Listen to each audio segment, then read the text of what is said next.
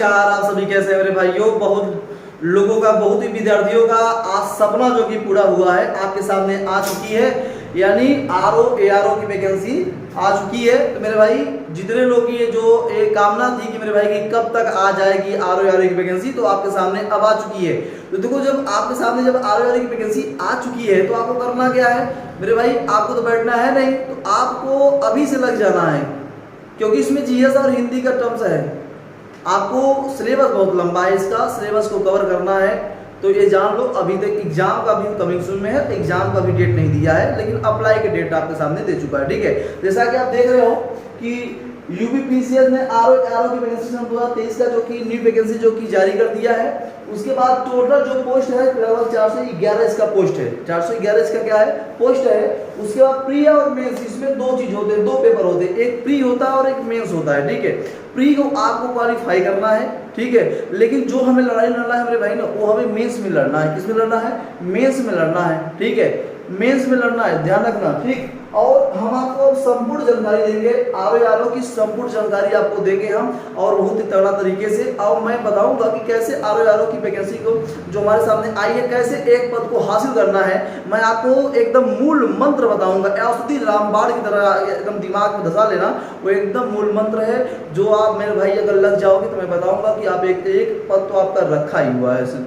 ठीक है, तो देखो ये है आरओ एआरओ की वैकेंसी। मैं हम लोग शुरू करेंगे। देखो मेरा ध्यान से, जो उत्तर प्रदेश लोक सेवा आयोग की तरफ से जो ये आया है विज्ञापन जो आपके सामने आया हुआ है, इसमें मेरे भाई दिया क्या है, जो समीक्षा अधिकारी की है, और किसका है मेरे भाई, समीक्षा अधिकारी और सहायक अधिकारी। ठीक है, यही दिया हुआ है। ठीक, यहाँ थोड़ा देखिएगा कि समीक्षा अधिकारी है और सहायक समीक्षा अधिकारी है। ठीक है, और ध्यान रखना संक्षिप्त विवरण के साथ इन्होंने विज्ञापन जारी किया है 2023 का। इसमें लिखा है कि इस परीक्षा का विस्तृत विज्ञापन दिनांक 9 तारीख महीना 10 2023 से आयोग के वेबसाइट पर जो कि जारी होगा। ठीक है, उसके बाद उपलब्ध रहेगा, जिसमें ऑनलाइन आवेदन की प्रक्रिया, शुल्क जमा करने की प्रक्रिया, जाति प्रमाण पत्रों, अवकाश प्रोफार्मा, प्रारंभिक तथा मुख्य परीक्षा के विषय में पाठ्यक्रम, परीक्षा केंद्रों के तथा जिलों के नाम, आरक्षण एवं आयु में छूट के संबंध में निर्धारित महत्वपूर्ण निर्देश आदि उपलब्ध रहेंगे। यानी इसमें आपका देखो भैया, मेरे जिलों के भी नाम होगा, कितना एज में छूट रहेगा, उसमें सब आपको डिटेल में दिया रहेगा। ठीक है, उसके बाद एक बात ध्यान रखना कि आवेदन करने से पूर्व अभ्यर्थी को एकल अवसरीय पंजीकरण यानी OTR, one time registration. OTR का मतलब जानते हो, वन टाइम रजिस्टर, एक टाइम ही बस आपको एक बार ही रजिस्टर करने का मौका मिलेगा, बात ध्यान रखना। ठीक, अभ्यर्थी विस्तृत विज्ञापन देखने के पश्चात और होने की स्थिति में ही आवेदन करें। मेरे भाई, जब आप पूरे विज्ञापन को जानोगे तभी जाके ऑनलाइन करना। एक बार ऑनलाइन करने का मौका मिलेगा, अगर एक बार ऑनलाइन करने से आप चूक गए, कोई मिस्टेक हुआ, तो आप फॉर्म को अप्लाई नहीं कर पाओगे। ठीक है, ध्यान रखना। दूसरी बात, आप देखो जो इसमें बताया गया है, एक चीज जानना कि आयु सीमा की अगर बात करूं कि चयन अभ्यर्थी को 1 जुलाई 2023 को और 21 वर्ष आयु की जो बात है कि 1 जुलाई 2023 से मतलब लगभग कितना हमारी जो शुरुआती आयु है, यानी फॉर्म अप्लाई करने का जो एज है वो हमारा 21 वर्ष होना चाहिए। कितना? 21 वर्ष होना चाहिए। ठीक है, 21 ईयर होना चाहिए। और उसके बाद ध्यान रखना, पूरी आप देखो 21 पूरा होना चाहिए। उसके बाद उन्हें 40 वर्ष तक से अधिक आयु नहीं होना चाहिए। 21 वर्ष हम लोग पूर्ण रूप से हो चुके हैं और 40 वर्ष से ज्यादा नहीं होना है। 21 ईयर पूर्ण हो चुका है और 40 वर्ष से ज्यादा आपको उम्र आपका होना नहीं चाहिए। ठीक है, उसके बाद देखना कि जो दिव्यांगजन है, ठीक है, जो विकलांग है, उनको लगभग मेरे भाई 55 वर्ष की इसमें छूट दिया गया। 55 वर्ष तक आप इसमें फॉर्म को अप्लाई कर सकते हो। देखो कितनी अच्छी बात है कि आयोग ने दिव्यांगजनों को, जो विकलांग है, उनको 55 वर्ष तक छूट दिया है। 55 वर्ष तक आप फॉर्म अप्लाई कर सकते हो।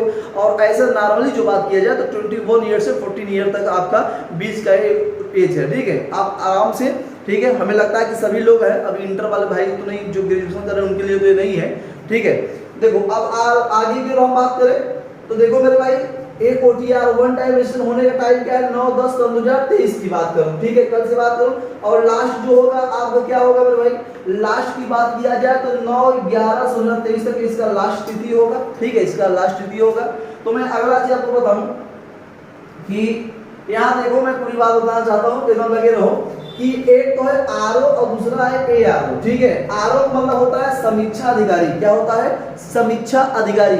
और ARO का मतलब होता है सहायक समीक्षा अधिकारी। क्या बात समझ में आ गई? ठीक है, बड़ा ध्यान समझना मेरे भाई। जब आप समीक्षा अधिकारी की बात करोगे तो आप समीक्षा जब अधिकारी की बात करोगे तो इसमें स्नातक होना चाहिए। क्या होना चाहिए? स्नातक होना चाहिए, यानी आप ग्रेजुएशन फाइनल होना चाहिए आपका। ठीक है, स्नातक हो आप, ग्रेजुएशन फाइनल होना चाहिए। ठीक है, कोई दिक्कत नहीं ना। और दूसरी बात, अगर आपको ARO की वैकेंसी भरना है ARO के लिए, तो आपको स्नातक और प्लस 1 ईयर का कंप्यूटर डिग्री। कंप्यूटर डिग्री क्या चाहिए मेरे भाई? जिसे O लेवल होता है ना, O लेवल हो जाएगा। ठीक है, और PGDCA आपने नाम सुना, PGDCA की बात। ठीक है, PGDCA। ठीक है, यही बात करो तो देखो आप O लेवल या तो PGDCA 1 ईयर का होना चाहिए। कितना? 1 ईयर का होना चाहिए। तो ARO के लिए आपको सहायक समीक्षा अधिकारी के लिए स्नातक साथ साथ 1 ईयर का आपको कंप्यूटर डिग्री भी बड़ा आवश्यक है। उसके साथ साथ आपको ARO के लिए केवल स्नातक डिग्री ही बहुत आवश्यक है। ठीक है, इतना बात समझ में आ गई। दूसरी चीज समझो आप, मैं दूसरी बात बताऊं। यहाँ पे देखिए, यहाँ पे ARO की बात करूं तो इसे 1 जुलाई 2023 से 21 वर्ष जो का आपका जो 21 ईयर आपका एज होना चाहिए। और ये अप्लाई होने जा रहा है, जैसे कि जो उम्र है आपकी 1 जुलाई 2023 से, ठीक है, 21 वर्ष पूर्ण होना चाहिए। उसके बाद 1 जुलाई 1983 से पहले, 1983 से पूर्व में आपका 40 वर्ष से ज्यादा नहीं होना चाहिए। ठीक है, 40 वर्ष से ज्यादा आपकी उम्र नहीं होनी चाहिए, ये बात ध्यान रखना। ठीक है, दूसरी चीज समझो, आ जाओ। अब यहाँ आवेदन करने की तिथि हमने बताया कि 9/10/2023 से आवेदन होगा और 9/11/2023 तक ये आवेदन किया जाएगा। ये ARO की वैकेंसी। ठीक, बहुत सुनहरा मौका है आपके सामने।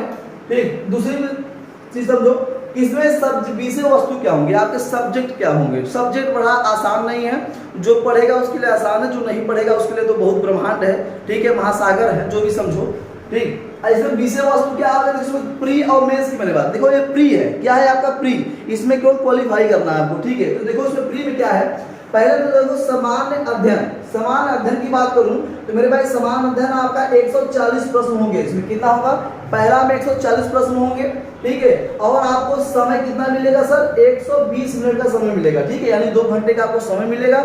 140 क्वेश्चन होगा और जो हमारा विषय वस्तु होगा वो समान अध्ययन होगा। ठीक, दूसरी चीज, इसमें जो निगेटिव मार्क है मेरे भाई 1 पे 3। ठीक है, इसका मतलब क्या हुआ सर? अगर 3 गलत हुआ तो 1 मेरा सही था वो भी चला जाएगा। ये बात ध्यान रखना। ठीक है, यानी 3 गलत पे 1 हमारा जो सही था वो भी चला जाएगा। बड़ा ध्यान से समझिएगा। ठीक, ये बात समझ आएगी। तो हमारा 2 घंटे में जो समान अध्ययन होगा। दूसरी चीज समझो, एक रहेगा समान हिंदी। ठीक है, समान हिंदी की बात करूं तो ये बहुत ही आसान है। देखो इसमें 60 प्रश्न होंगे। कितने प्रश्न? 60 प्रश्न। और कितना टाइम? 1 घंटे का टाइम है, 60 मिनट टाइम होगा। इसमें भी जो निगेटिव होंगे वो क्या? 3 पे 1 होंगे, यानी 3 गलत पे 1 आपका खत्म। ठीक है, और दूसरी बात देखो भाई, बहुत से बच्चे ऐसे जो 60 में 60 सही कर देते हैं, और बहुत से बच्चे हैं जो 60 में मेरे भाई 50 सही कर देंगे, और बहुत से बच्चे जो 60 में 20 भी सही कर देंगे। तो हमें मेरे भाई इनसे लड़ना है, इनसे लड़ना है। तो इसमें दूसरी चीज समझो कि जो 60 क्वेश्चन है ना, केवल 6 टॉपिक से ही आते हैं। क्या? केवल 6 टॉपिक से ही आएंगे, और 6 टॉपिक से मेरे भाई एक टॉपिक से 10 क्वेश्चन आएंगे। तो 6 टॉपिक से 60 क्वेश्चन हुए ना। ठीक है, बात समझ में आया? चलो अगला की ओर बात करें। अगला देखिए, अगला चीज देखिए थोड़ा सा। अब देखो विषय वस्तु, अब वो तो प्री था, मेंस की बात समझो कि मेंस में क्या आएगा। ठीक है, मेंस की बात करना है आपको। मेंस देखो, इसमें होगा फर्स्ट पेपर। इसमें क्या होगा आपका? फर्स्ट। ठीक है, इसमें फर्स्ट की बात करूंगा आपको। ठीक, थोड़ा सा चलिए इसमें फर्स्ट की बात करता हूँ। पेपर फर्स्ट की यहाँ देखो बात है, पेपर सेकेंड और पेपर थर्ड, ये 3 चीज दिया है। 3 पेपर आपको होगा। अब कैसे होगा सर? थोड़ा देखो, पेपर 1 में मेरे भाई जीएस ऑब्जेक्टिव होंगे पूरे। ठीक है, यानी सामान्य अध्ययन होगा। सामान्य अध्ययन जो होगा वो पूरा ऑब्जेक्टिवल होगा। ठीक है, प्री में आप 140 क्वेश्चन था तो आपको 120 मिनट का टाइम भी मिला था और 2 घंटे का टाइम मिला था।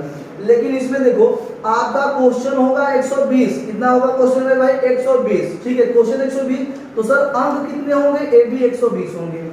क्वेश्चन भी 120 और अंक भी क्या, सॉरी हमारा क्वेश्चन कितना 120 है, मार्क्स भी कितना हमारा 120। सर टाइम कितना है? सर टाइम तो 2 घंटे का है। देखो तो भरपूर टाइम है आपको। और जीएस जिसने पढ़ा है मेरे भाई 2 घंटे तो बहुत उसके लिए। 120 क्वेश्चन यानी का 2 घंटे नहीं, मैं कहता हूँ सर 1.5 घंटे में। अगर जिसने जीएस क्वेश्चन पढ़ा है तो 2 घंटा नहीं, 1.5 घंटे में मार के खाली हो जाएगा।